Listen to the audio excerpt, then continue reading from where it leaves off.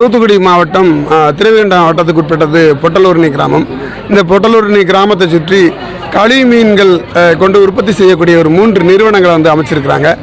இந்த நிறுவனத்தில் உற்பத்தி செய்யும் பொழுது துர்நாற்றம் வீசக்கூடிய ஒரு கெட்ட புகை வெளியே வருது. ஊரில் இதனால் மூச்சு திணறல் ஏற்படுது. ராத்திரிலாம் நிம்மதியாக தூங்க முடியலை. விவசாய நிலங்களில் நின்று விவசாயம் பார்க்க முடியல. அதே போல் கழிவு நீர்கள் அந்த நிறுவனங்கள்லேருந்து வெளியாகக்கூடிய கழிவு நீரை வார்கால் வழியாக குளத்தில் தேக்கிடுறான். குளம் முழுக்க கழிவு நீரால் நிறைஞ்சி போயிருக்குது. அதில் சாப்பிடக்கூடிய விலங்குகள், நீர் பருவக்கூடிய விலங்குகள், கால்நடைகள், பறவைகள்லாம் அது செத்து மிதக்குது. அது போக இரவு நேரங்கள் டேங்கர் லாரியில் அந்த கழிவு தண்ணியை கொண்டு அங்கங்கே விவசாய நிலங்களில் ஊருக்குள்ளே கொட்டிட்டு போயிடுறான். இது ஒரு பக்கம் இப்படி தொடர்ச்சியாக நடந்துக்கிட்டே இருந்தது. இதை தொடர்ந்து ஒரு 3 ஆண்டுகளாக அரசாங்கத்துக்கு, மாவட்ட ஆட்சியருக்கு, மாவட்ட சுற்றுச்சூழல் துறை அதிகாரிகளுக்கு, குடும்ப நலத்துறை உட்பட தொடர்புடைய எல்லா துறை அதிகாரிகளுக்கும் ஒரு 3 ஆண்டுகளாக நாங்கள் கோரிக்கை வச்சுக்கிட்டே இருக்கோம். ஆனால் அந்த கோரிக்கை மீது எந்த நடவடிக்கையும் அரசாங்கம் எடுக்கலை. இறுதியாக சரி நமக்கு இருக்கக்கூடிய ஒரே ஒரு ஆயுதம் தேர்தல் புறக்கணிப்புங்கிற ஆயுதம். அந்த அடிப்படையில் இந்த பாராளுமன்ற தேர்தலை நம்ம அந்த கழிவு நிறுவனங்களுக்கான உற்பத்தி நிறுத்த சொல்லி அதற்கு கொடுக்கப்பட்ட அனுமதியை ரத்து செய்ய சொல்லி தேர்தல் புறக்கணிப்பு அறிவித்து ஊர் பொதுக்கூட்டம் போட்டு முடிவெடுத்தோம். இதையும் முறையாக தொடர்புடைய 11 அதிகாரிகளுக்கு கடிதம் வழியாக ஒப்புதல் விரைவஞ்சலில் அனுப்பணும். மாவட்ட ஆட்சியர், பாராளுமன்ற தேர்தலுக்கான தமிழ்நாட்டுடைய தலைமை அதிகாரி எல்லோருக்கும் நாங்கள் அனுப்பி வச்சோம். ஆனால் மாவட்ட ஆட்சியருங்கிற முறையில், பாராளுமன்ற தேர்தலுடைய அதிகாரி என்ற முறையில் மாவட்ட ஆட்சியர் பேச்சுவார்த்தைக்கு வந்திருக்கணும். ஆனால் மாவட்ட ஆட்சியர் இந்த நிமிஷம் வரைக்கும் பேச்சுவார்த்தைக்கு வரலை. ஆனால் சம்பந்தமே இல்லாத ஒரு டிஎஸ்பி, ரூரல் டிஎஸ்பி அப்பப்போ பேச்சுவார்த்தைக்கு வாங்கன்னு சொல்கிறது, அப்புறம் மிரட்டுறது, இப்படியே துணியை மாற்றிக்கிட்டே இருந்தாங்க. கடைசி வரைக்கும் தொடர்பே இல்லாத காவல்துறை பேச்சுவார்த்தைக்கு வருது. தொடர்புடைய மாவட்ட ஆட்சியர் பேச்சுவார்த்தைக்கு வர தயாரில்லை. நாங்கள் இது திரும்ப தொடர்ச்சியாக கண்டித்த உடனே வட்டாட்சியர் பேச்சுவார்த்தைக்கு வாங்கன்னு சொல்லி சொன்னார். வட்டாட்சியருக்கு இதுக்கான அதிகாரம் எதுவுமே கிடையாது. பாராளுமன்ற தேர்தலுக்கும் வட்டாட்சியருக்கும் சம்மந்தம் கிடையாது. ஆகவே இப்போ மாவட்ட ஆட்சியர் தான் வரணும். எங்கள் ஊரில் தான் பேச்சுவார்த்தை நடத்தணும்னு சொல்லி எழுத்து வடிவத்தில், அதுவும் RPIDயில் 2 முறை கடிதம் அனுப்பிட்டோம். அப்பவும் வரல. அதன் பிறகும் ஆடியோ பேச்சுவார்த்தைக்கு தூத்துக்குடிக்கு வாங்கன்னு சொல்லி ஆடியோ சொல்லிவிட்டார். அப்பவும் முடியாது. நீங்கள் அதிகாரம் முழுவதும் பாராளுமன்ற தேர்தல் நேரத்தில் மாவட்ட ஆட்சியருக்கு தான் அந்த அதிகாரம் இருக்குது. மாவட்ட ஆட்சியர் எங்கள் ஊரில் தான் பேச்சுவார்த்தை நடத்தணும்னு சொன்னோம். கடைசி நிமிடம் வரைக்கும் வரலை. அதைத் தொடர்ந்து தேர்தலை நிரந்தரமாக புறக்கணிக்க வேண்டும் என்ற எண்ணத்தை மாவட்ட ஆட்சியர் தான் எங்களுக்கு ஏற்படுத்தி இருக்கிறார். நாங்கள் கூட ஒரு பேச்சுவார்த்தை வரும் சுகமான முறையில் கூட அது முடிக்கலாம் என்று கூட நினைத்திருந்தோம். ஆனால் இந்த முடிவுக்கு வரவிடாமல் மாவட்ட ஆட்சியர் தான் தடுத்ததாக நாங்கள் நினைக்கிறோம். ஒரு பொதுமக்களிடம் ஒரு மாவட்ட ஆட்சியர் பேசுவதில் என்ன தயக்கம் இருக்குன்னு தெரியல. இதுவே ஒரு ஜனநாயக நாட்டில் ஒரு மிக கொடுமையான ஒரு செயலாக இருக்குது. அதன் பிறகுதான் தேர்தலை புறக்கணிப்பு என்று முடிவெடுத்தோம். அந்த நிலையில் இன்றைக்கி தேர்தல் பொதுமக்கள் யாரும் வாக்களிக்கலை. கழிவு நிறுவனத்தில் வேலை பார்க்கக்கூடிய ஒரு ஊழியர் குடும்பத்தை சார்ந்தவங்க மட்டும்தான் வாக்களிச்சிருக்காங்க. அதுபோக EDC ஓட்டு போட்டிருக்காங்க, தேர்தல் பணியாளர்களுக்கான ஓட்டு போட்டிருக்காங்க. அதுவும் இங்கே வெளியூர்லேருந்து காவல்துறை அதிகமாக இறக்குமதி பண்ணி அவங்கள EDC ஓட்டு கட்டாயப்படுத்தி EDC ஓட்டை இந்த பூத்தில் போட்டு வச்சுருக்காங்க. ஏன்னா தேர்தல் கமிஷனை ஏமாத்துறதுக்கு இங்கே நிறைய ஓட்டு போலாக இருக்குது, கவுண்டிங் நிறையா இருக்குன்னு காட்டணுங்கிறதுக்காக.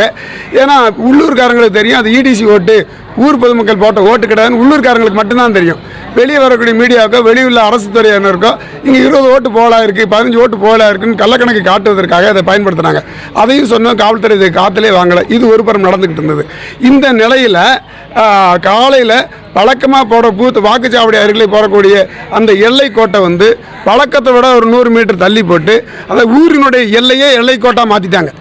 ஊர் பொதுமக்கள் யாருமே டீ குடிக்க கூட வெளியே வர முடியாமல், எந்த விதமான அடிப்படை தேவைகளுக்கும் வெளியே வர முடியாமல் அதை பண்ணிட்டாங்க. அப்புறம் காவல்துறையோட சொல்லி வழக்கமாக போடுற இடத்துல போடணும், இப்படி போட்டாங்கன்னா நாங்கள் டீ கூட குடிக்க முடியாது அப்படின்னு சொல்லி ஒரு 3/4 மணி நேரம் பேசிக்கிட்டு இருந்தோம்.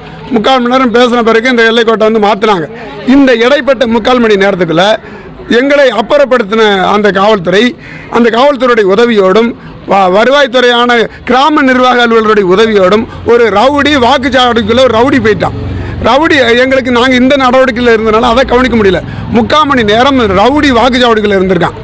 அதன் பிறகு தான் நாங்கள் தெரிஞ்சு திரும்ப நாங்கள் போய் அந்த வெளியிருக்காரன்னா அந்த ரவுடியை வாக்குச்சாவடியை விட்டு நீங்கள் வெளியேற்றுங்கன்னு சொல்லி சொன்னோம். காவல்துறை ஒத்துக்கல.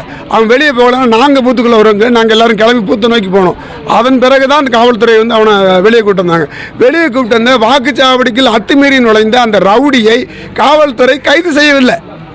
அவ யாருக்கு இந்த காவல்துறை? எஃப்ஐஆர் போடுங்க, கைது செய்யுன்னு சொன்னோம், எவ்வளோ மன்றாடி பார்த்தோம். இன்ஸ்பெக்டர் அதுக்கு கொஞ்சம் கூட இடம் கொடுக்கவே இல்லை. அந்த ரவுடியை பாதுகாப்பாக தன் வண்டியில் ஏற்றி காவல்துறை வந்து ஊருக்கு வெளியே கொண்டு விட்டுட்டு வந்துட்டாங்க. இது இந்த சம்பவம் கொடுமையான சம்பவமாக இருந்தது. இதற்கு பிறகு அமைதியான முறையில் நாங்கள் உட்காந்துருந்தோம். மக்கள்லாம் சாப்பிட்டுக்கிட்டு இருந்தாங்க. இந்த நேரத்தில் வெளியுள்ள அரசியல்வாதிகள் வந்து அமைச்சர் வர்றாரு, அமைச்சர்கிட்ட பேசுங்க, அந்த தூத்துக்குடி அமைச்சர் வர்றாங்க அவங்கள்ட்ட பேசுங்க அப்படின்னு சொன்னாங்க. நாங்கள் யாரோடும் பேச முடியாது. பேச வேண்டிய அதிகாரி கலெக்டரு, அவரே பேச மறுத்தப்போ மற்றவங்கள்ட்ட பேசுறதுக்கு என்ன தேவை ஒன்று இருக்குது. ரெண்டாவது, தேர்தல் நேரத்தில் தனிப்பட்ட அரசியல் கட்சியை சார்ந்த அமைச்சரிடம் பொதுமக்கள் பேசக்கூடாதுன்னு சொல்லி ஒரு முடிவு எடுத்திருக்கிறோம். அது ஊருடைய முடிவு, அது அரசியல் ரீதியாக போயிடும், கட்சி வேறுபாடாயிரும். ஏற்கனவே முடிவு எடுத்ததுனால பேச முடியாது. தேர்தல் நடத்தை விதி முடிஞ்ச பிறகு அமைச்சர்கிட்ட பேசலாம், அதுவரை பேச முடியாதுன்னு சொன்னோம். அதை மீறியும் அமைச்சர் இருந்த வழியாக சட்டமன்ற உறுப்பினரும் அமைச்சரும் வந்தாங்க. மக்கள் வந்து நிற்க வேண்டாம் போங்கன்னு சொன்னாங்க. அவர் இறங்க முயற்சி பண்ணார். நீங்களை இறங்கினா வேண்டாம், இவ்வளோ நாள் எங்களை கண்ணுக்கு தெரியல, இன்னைக்கு மட்டும் நீங்கள் எதுக்கு வரீங்க போங்கன்னு சொல்ல. அப்புறம் அவங்க போயிட்டாங்க. போன பிறகு அடுத்த 1 மணி நேரத்தில் 2 கார்லையும் ஒரு 4 பைக்கிலும் அருவா, கத்தி, வாள், கட்டை, பாட்டில் இதோட ரவுடி கும்பல் வந்து திடீர்னு வந்து இறங்கிச்சு. இதை நாங்கள் எதிர்பார்க்கவே இல்லை, இப்படி நடக்கும்னு நினைக்கவே இல்லை. இறங்கின உடனே நாங்கள் 4 பேரோ 5 பேர் இருந்தோம்னா எங்கள் வெட்டி போட்டு போயிருப்பாங்க. 2 கொலை விழுந்துருக்கும் இந்த ஊரில்.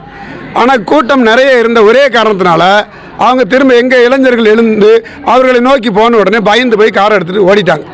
அப்போ இந்த காலையில் இந்த வாக்குச்சாவடிக்குள்ள உட்கார்ந்துருந்த அந்த ரவுடியை, பெருமாள்ங்கிற ரவுடி, அந்த ரவுடியை காவல்துறை கைது செஞ்சிருந்தா அதன் பிறகு மத்தியானம் இந்த நிகழ்ச்சி நடந்திருக்காது. அப்போ இந்த நிகழ்ச்சியை திட்டமிட்டே காவல்துறையும் அந்த கிராம நிர்வாக அலுவலரும் சேர்ந்து உருவாக்கி இருக்கிறாங்க.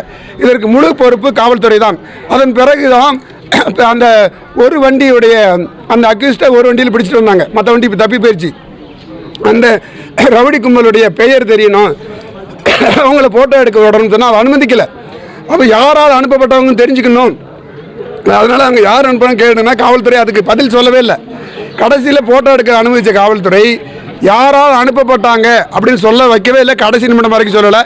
அதுக்கு முன்னாடி காவல்துறை படையோடு கொண்டு வந்து இறக்கி ஒரு எஸ்பி வர்றார். எஸ்பி ராஜ படையோடு வந்து இறங்குறார். அவர் ஒரு ஜனநாயக நாடு, மக்களோட பேசுகிறங்கிற துணியில் அவரோட எல்லாரும் இருந்தாங்க, மக்கள்லாம் இருந்தாங்க. நான் எஸ்பிடாங்கிற தோரணையில் தான் பேசினார் ஒழிய அவர் மக்கள்கிட்ட பேசுகிறோம், இது ஒரு ஜனநாயக நாடுங்கிற இதிலெல்லாம் பேசலை. அப்படி பேசுறது அப்புறம் மிரட்டுறது இதே துணி தான். பார்த்துக்கலாம், நீங்கள் பேசக்கூடாது அப்படிங்கிற துணியில் தான் பேசினார் ஒழிய ஜனநாயக முறைப்படி பேசுவதற்கு அனுமதிக்கலை. நீங்கள் கம்ப்ளைண்ட் கொடுங்க, நடவடிக்கை எடுக்கிறேன்னு சொல்லிட்டு போயிட்டார். ஆகவே எங்களுக்கு தேவை ஒரு பாதுகாப்பான சூழல். இதுவரை ஆமாம், இந்த நேரத்தில் செய்தி கொஞ்சம் ஓடிக்கிட்டு இருக்குது. அது வந்து காவல்துறை கொடுத்த செய்தியாக தான் இருக்குன்னு நினைக்கிறோம். அந்த கலவரம் பண்ண வந்த ரவுடி, ஏன்னா அவங்க பெரும்பாலும் அமைச்சராலோ அரசியல்வாதிகளால் அனுப்பப்பட்ட ரவுடி, அதில் சந்தேகமே கிடையாது. அந்த அரசியல்வாதிகளால் அனுப்பப்பட்ட ரவுடி என்பதை வெளியே காட்டாமல் இருப்பதற்காக இந்த செய்தி என்ன ஓடிக்கிட்டு இருக்குன்னா, கள்ள ஓட்டு போட வந்த 4 பேர் கைது என்று செய்தி வந்துக்கிட்டு இருக்கு. அப்போ இது எவ்வளவு ஒரு மோசமான ரவுடி, ஒரு அருவா, கத்தி, ஆயுதங்களோடு கிராமத்தில் வந்து இறங்கியிருக்கான். அதை மறைக்கிறதுக்கு இப்படி ஒரு வேஷம் போட்டுருக்குறாங்க. அதனால் இது வன்மையாக கண்டிக்கத்தக்கது. இதுவரை கழிவு மீன் நிறுவனங்களில் அந்த பாதிப்புக்கு, அந்த புகை நச்சு புகையால் பாதிக்கப்பட்டு எங்கள் உயிருக்கு உத்தரவாதம் இல்லைங்கிற நிலைமையில் நாங்கள் போராட்டத்தை, எங்களுடைய ஜனநாயக வழியிலான போராட்டத்தை முன்னெடுத்திருக்கிறோம். ஆனால் இன்னைக்கு அதை தாண்டி ரவுடிகளால் இன்றைக்கு எங்கள் ஊருக்கு வந்து அச்சுறுத்தல் ஏற்பட்டிருக்கு. நாளைக்கு நாங்கள் எத்தனை பேர் இன்னும் கொலைக்கு ஆளாக போகிறோம், எத்தனை பேர் சாக போகிறோம் தெரியல. ஏற்கனவே அந்த ரவுடி ஊரில் கடந்த காலங்களில் ஒரு கலவரத்தை ஏற்படுத்தியிருக்கிறான், மண்டையெல்லாம் உடைச்சிருக்கிறான். மீண்டும் அந்த ரவுடியுடைய ரவுடிசம் வந்திருக்குது. காவல்துறை காலையிலேயே இதை தடுத்து நிறுத்தியிருந்தால் மத்தியானம் இந்த சம்பவம் நடந்திருக்காது. ஆகவே காவல்துறையும் விஓ தான் இதற்கு முழு பொறுப்பு. விஓ கம்ப்ளைண்ட் கொடுத்துருக்கணும். விஓ கம்ப்ளைண்ட் கொடுக்க சொன்னோம். விஓ கடைசி கம்ப்ளைண்ட் கொடுக்கல. ஏன்னா அந்த ரவுடிக்கும் அந்த விஓக்கும் நெருக்கமான தொடர்பு இருக்குது.